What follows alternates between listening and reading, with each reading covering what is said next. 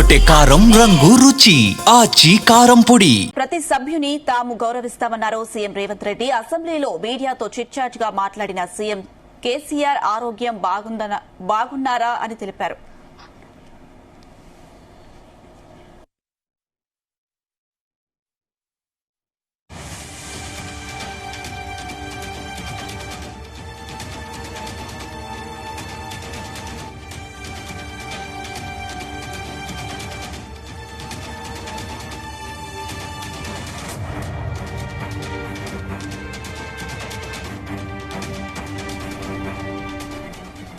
ప్రతి సభ్యుణ్ణి తాము గౌరవిస్తామన్నారు సీఎం రేవంత్ రెడ్డి. అసెంబ్లీలో మీడియాతో చిట్చాట్ గా మాట్లాడిన సీఎం కేసీఆర్ ఆరోగ్యం బాగుందని అన్నారు.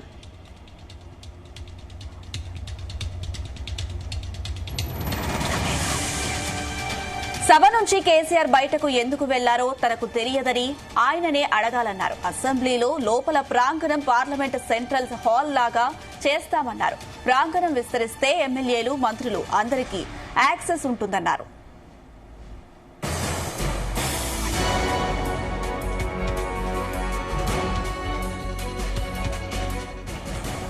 ఇదే అంశం సంబంధించి మరిన్ని అప్డేట్స్ మా బ్యూరో చీఫ్ నరేందర్ అందిస్తారు. ఎస్ నరేందర్.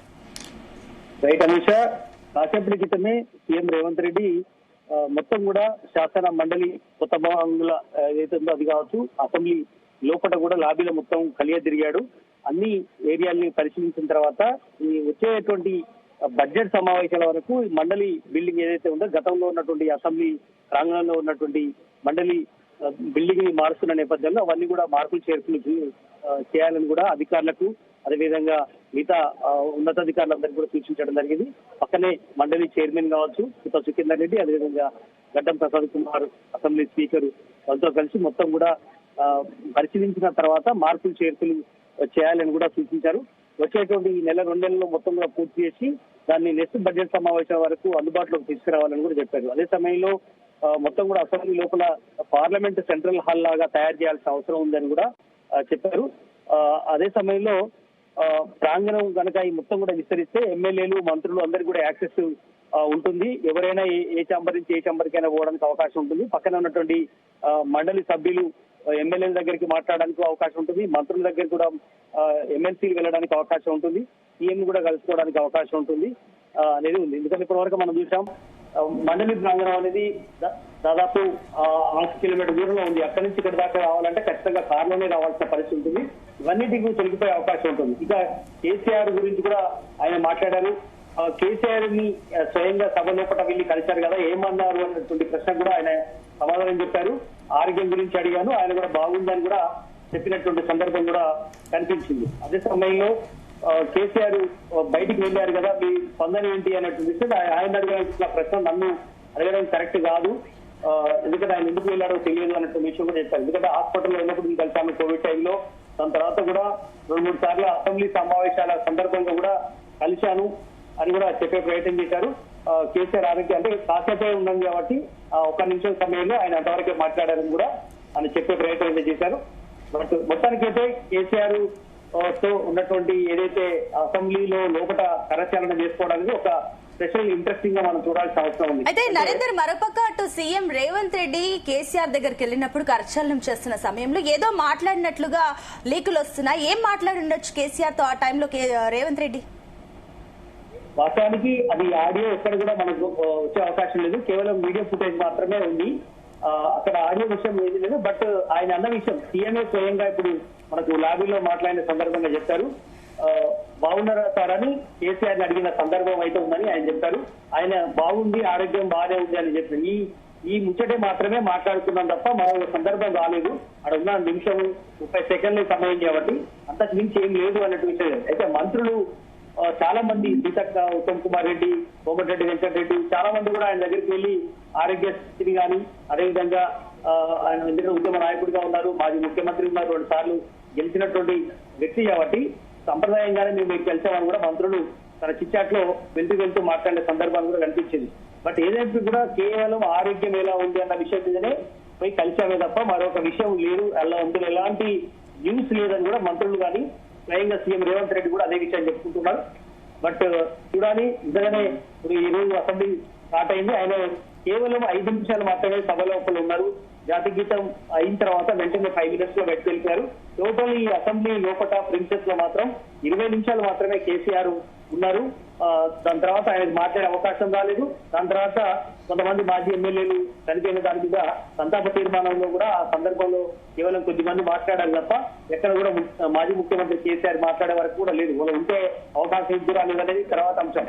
బట్ మొత్తానికి అయితే ఒక 5 నిమిషాలు లోపల కూర్చొని బయటకు వెళ్ళినటువంటి సందర్భం ఉంది. నేరుగా నందినగర్ వెళ్లారు. నందినగర్ నుంచి ఫామ్ హౌస్ వెళ్లే అవకాశం అయితే కనిపిస్తుంది. ఎందుకంటే కృష్ణా జలాలు కృష్ణా బీసీ నీళ్లకు సంబంధించినటువంటి అంశం మీద వచ్చే ఈ నెల రోజుల్లోనే మహబూబ్ నగర్, నల్లగొండ, అదే సమయంలో రంగారెడ్డి జిల్లాకు సంబంధించినటువంటి ఏరియాలో భారీ బహిరంగ సభలు పెట్టాలన్నటువంటి ఆలోచనతో ఉన్నటువంటి కేసీఆర్ అందుకు అనుగుణంగానే నందినగర్ లో కానీ ఫామ్ హౌస్ లో కానీ కేటీఆర్ హరీష్ రావుతో భేటీ అయి భవిష్యత్తు కార్యాచరణను ప్రకటించే అవకాశం అయితే కనిపిస్తుంది. బట్ దాని తర్వాత ఎందుకంటే ఇప్పుడు 29 తర్వాత ఇప్పుడు మండలి వాయిదా పడింది. మండలి కూడా 2వ తారీఖు వాయిదా పడినటువంటి సందర్భాలు చూసాం. అసెంబ్లీ కూడా వాయిదా పడింది.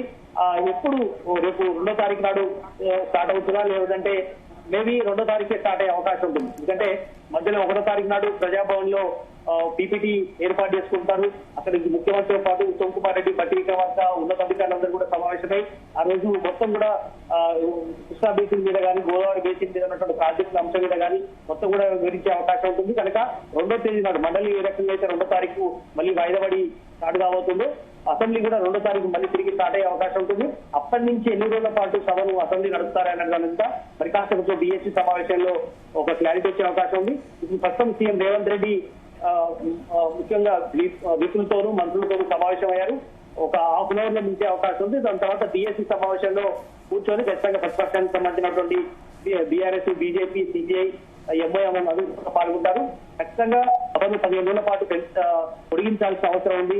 సూత్రమంత్రంగా 3-4 రోజులు నిర్వహించే కుదరదని బీఆర్ఎస్ పార్టీ డిమాండ్ చేస్తున్న నేపథ్యంలో అందుకు అనుగుణంగా కనీసం 5-6 రోజులైనా చేస్తారా లేదంటే అనుకున్నట్టుగానే 2-3-4వ తారీఖు లోపలే క్లోజ్ చేస్తారా అనేది కూడా మనం చూడాల్సిన అవసరం ఉంది. బట్ ఏదైనా కూడా ఈ రోజు అనుకున్నట్టుగానే కేసీఆర్ సభకిట వచ్చారు. ఒక స్పెషల్ ఒక నిలిచినటువంటి పరిస్థితి ఉంది. స్వయంగా సీఎం రేవంత్ రెడ్డి దగ్గరికి వెళ్లి మరి కరచాలనం చేయడం అయితే అందరు మంత్రులు కూడా వెళ్లి విచ్చేయడానికి ప్రయత్నం చేస్తే చేతిలో చెయ్యి మాత్రం వేయలేదు. సీఎం రేవంత్ రెడ్డి పోయి దగ్గరికి వెళ్లి చేస్తే మాత్రం స్వయంగా రేవంత్ రెడ్డి కూడా లేచారు. రేవంత్ రెడ్డి వెళ్లి పలకరించే సందర్భంలో కేసీఆర్ స్వయంగా నిలబడి అభివాదం చేయడమే కాదు చేతిలో చేశారు. ఆ క్షణంలోనే ఆ 30 సెకండ్ల సమయంలోనే ఆరోగ్యం ఎలా ఉంది, కుశలమేనా, బాగుండాలి అని చెప్పడం వరకే మాత్రమే ఉన్నటువంటి కన్వర్జేషన్ మనకు అర్థమవుతున్నటువంటి సందర్భం అయితే కనిపిస్తుంది. నరేందర్, మనం ఇక్కడ ఏదైతే ఇంట్రెస్టింగ్ పాయింట్ మనకి ఇంకోటి కూడా కనిపిస్తుంది. మనం జీ తెలుగు న్యూస్ స్క్రీన్ పైన ఎక్స్క్లూజివ్ గా చూపించడం జరుగుతుంది. వెనక కౌశిక్ రెడ్డి, పాడి కౌశిక్ రెడ్డి, కేటీఆర్ మాత్రం నిల్చోలేదు. సీఎం రేవంత్ రెడ్డి కేసీఆర్ దగ్గరకు వచ్చినప్పుడు ఎందుకు దీన్ని ఏ రకంగా చూడొచ్చు? వాస్తవానికి ఎందుకంటే మాజీ ముఖ్యమంత్రి హోదాలో ఒక ఉద్యమ నాయకుడిగా అందులో భాగంగానే ఆయన రేవంత్ రెడ్డి స్వయంగా దగ్గరికి వెళ్లి విషయాల్సిన పరిస్థితి. మిగతా మంత్రులు కానీ ఎమ్మెల్యేలు కానీ చాలా మంది ఆయన దగ్గరికి వెళ్లి విశేష ప్రయత్నం చేశారు. అంటే సీఎం రేవంత్ రెడ్డి స్వయంగా వెళ్లిన సందర్భంలో మిగతా ఎవరికి ఇవ్వని తరాలోనే చేతుల్లో చేసి పలకరించుకోవడం అనేది ఇక్కడ స్పెషల్ ఇంట్రెస్ట్ గా చూడవచ్చు. వెనుక ఉన్నటువంటి వాళ్ళు మాట్లాడే విధానం కానీ ఇవన్నీ కావచ్చు. అది ఎక్కడ కూడా ఆడియోలో రికార్డ్ అయింది అయితే ఏం లేదు. వాళ్ళు ఏమన్నారు ఏంటి అనేది కూడా మరి చూడాలి. అయితే ఏదైనప్పుడు కూడా వెనుక ఉన్నటువంటి కౌశిక్ రెడ్డి వాళ్ళు కావచ్చు, మిగతా వాళ్ళు కావచ్చు. బట్ కొంత రేవంత్ రెడ్డిని అంటే కొంత వెటకరంగా బ్యాక్ సైడ్ నుంచి మాట్లాడినట్టుగా అనుకుంటున్నారు. ఎంతవరకు వాస్తవం అనేది చూడాల్సిన అవసరం ఉంది. బట్ ఏదైనప్పటికీ అంటే ఉద్యమ సింహం అలాంటి వ్యక్తి ఎవరైనా వచ్చి కలిసిపోవాల్సింది అన్నట్టుగా వాళ్ళ భావన ఉండొచ్చు. బట్ ఏదైనప్పుడు కూడా సీఎం రేవంత్ రెడ్డికి అదేవిధంగా కేసీఆర్ కు రేవంత్ రెడ్డికి పచ్చగడ్డిస్తే బగ్గుమన్నటువంటి పరిస్థితుల్లో ఎదురు బహిరంగ సభలు ఇష్టానుసారంగా తీసుకుంటున్న నేపథ్యంలో ఒక సభా సంప్రదాయాలు పాటించే విధంగా ఒక మాజీ ముఖ్యమంత్రిని సీనియర్ పొలిటీషియన్స్ ని ఆ రకంగా వెళ్లి కలవడం అనేది ఒక మంచి సంప్రదాయంగా కేటీఆర్ కూడా భావించారు. ఇద్దరు చేతిలో చేసుకోవడాన్ని కూడా కాసేపు క్రితం చిట్చాట్ లో కూడా పాల్గొన్నారు. ఇది మంచి సంప్రదాయం. రేవంత్ రెడ్డి వెళ్లి పలకరించడం అనేది మంచి సంప్రదాయం. అది నేను కూడా సంతోషపడుతున్నాను అన్నారు. అదే సమయంలో భవిష్యత్తులో ఈ తిట్ల దండకం ఏదైతే ఉందో ఇష్టానుసారంగా మా పార్టీ నేతని కానీ మమ్మల్ని కానీ తిట్టడం అనేది కూడా మానుకుంటే మంచిది.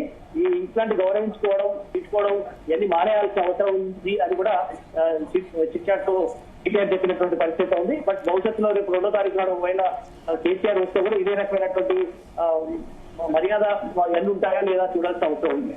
Right Narender, thank you for the update.